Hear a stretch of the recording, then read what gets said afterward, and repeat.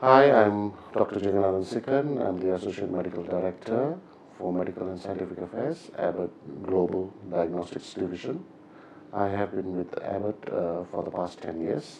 I take care of the women's health, and at present, I also take care of India because of the passion I have for India. Preventive diagnosis is something that is very new, as we know that preventive medicine has come into play in the field of medicine. Preventive diagnosis is a method of identifying diseases even before there's a clinical setting in this particular disease state. As far as India is concerned, this is very, very new, and we would gain more out of doing this preventive diagnosis for our patients. Women are being underdiagnosed in many particular diseases. For an example, if you were to ask me, why are women not being correctly diagnosed, women are one group of people who will bear the pain till maximum, and when they cannot bear it, they come to the doctor for their checkup. And are they going on a regular thing for their screening and so on? It is not as common that we see at present. So women as such, if they are put through through few important tests that will diagnose their disease at the early stage, yes, you will find out that women are being underdiagnosed at the present state of medical healthcare system. In particular, I would like to highlight three diseases, one being the heart disease, second being the ovarian cancer, and third being the thyroid disease in pregnancy. In heart disease, what's really happening is from a study that we did recently with the University of Edinburgh with Professor Nick Mills, we were able to show that women are being underdiagnosed as far as acute myocardial infarction is concerned. So what they did was they did a comparison of using the older troponin and the newer troponin for patients who came to the emergency department with chest pain. When they used the older troponin, they found out that correctly they identified more males with acute myocardial infarction compared to females. But when they used the troponin, high sensitive troponin I, on the same subjects, the diagnosis of women increased by 23%. But the diagnosis of males still remain the same. There's an increase of 2%. So from this we are clear that if you use an older troponin, you are going to miss the diagnosis of women by 1 in 5 women who come to the emergency department for chest pain, and we are going to send them back with them having a myocardial infarction because the older troponin cannot pick up the troponin levels that the woman has.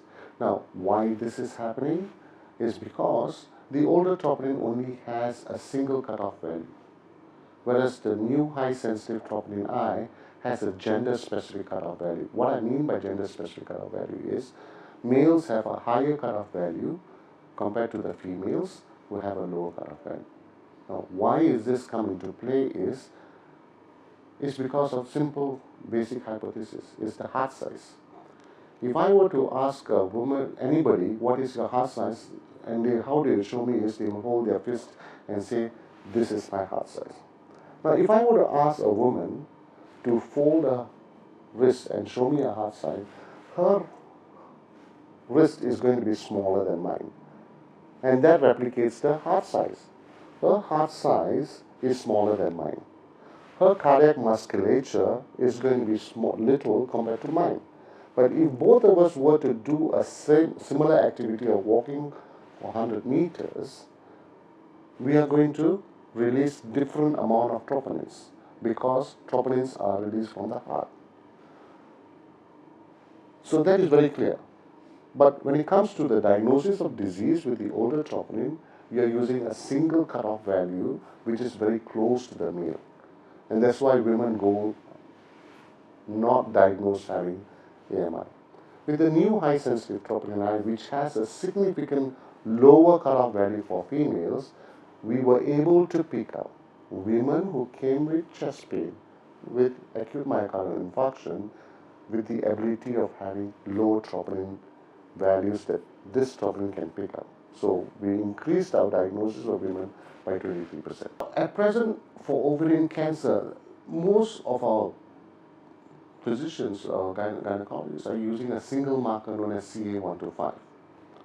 CA125 is an excellent marker in picking up stage 3 and stage 4 ovarian cancer. Recently, there has been the new marker that has been launched in India, which is known as HE4. HE4 alone picks up about 80% of stage 1 and stage 2 ovarian cancer. So when you bring the combination of HE4 and CA1 together, your chances of picking up early ovarian cancers are much better. And with the use of these two biomarkers, we have developed a new algorithm to risk stratify the ovarian cancer. And we call this algorithm as ROMA, Risk of Ovarian Malignancy Algorithm. Now, we have done a study in 2008 and published in the year 2010, where we were able to show when you use ROMA for risk stratification on patients who have had surgery for ovary, we were correctly able to rule out 98% of patients who did not have ovarian cancer, and we were able to pick up 99% who had ovarian cancer. So the advantage of using ROMA is to risk stratify those women who have ovarian cysts when they have a scan done, and we can be sure that this cyst that which is seen in the scan, is it going to become a cancerous cyst, or is it going to be a benign cyst? So it helps the doctor to plan what they should do for the next visit for this patient. And it also, if the risk stratification clearly shows that this woman is having the risk of developing cancer, the doctor can refer this patient to the right physician. Instead of sending the patient to a general obstetrician, they can send this patient directly to a gynae oncologist, where they know what are the steps that need to be taken and so on. Thyroid disease is a very interesting thing, and especially in India, doctors have started screening pregnant mothers for thyroid disease using TSH. But what I would like to stress on is when you add another biomarker known as TPO antibody, it helps to highlight what is the status of the mother as far as if she has TPO antibody positive, she has a risk of 6.5 times higher to have an abortion in this pregnancy. And if she has a TPO antibody positive, the upper limit of TSH for this woman becomes 2.5. And you are able to make a diagnosis of subclinical hypothyroidism by addition of TPO antibody. TPO antibody not only helps you to identify subclinical hypothyroidism, it also gives you the risk stratification, what this woman will have after delivery. If she has TPO antibody positive in the first trimester, her risk of having a postpartum thyroiditis is 50%. If we repeat at the third trimester and she still has TPO antibody positive, her risk of having postpartum thyroiditis is 80%. All this has been published and the data is there. Now, if we were to do TPO antibody in those mothers who have diabetes, the risk becomes 150%. So we are able to risk stratify what is going to happen to the patient when she delivers. Now, why is postpartum thyroiditis is important? Is because 25% of this postpartum thyroiditis women will have a permanent hypothyroidism. So what is normally present in pregnancy which disappears, but if she has this risk, she has a 25% risk. So this is very important, not only to screen women at early pregnancy with TPO antibody, and TSH, not only for women, it's also important because we know in the first 3 months of pregnancy, the fetus doesn't have a thyroid gland. It solely depends on the thyroid hormones from the mother. Now, if you're going to say the thyroid hormone disturbance is very low, I don't have to intervene. How are we going to know it's low?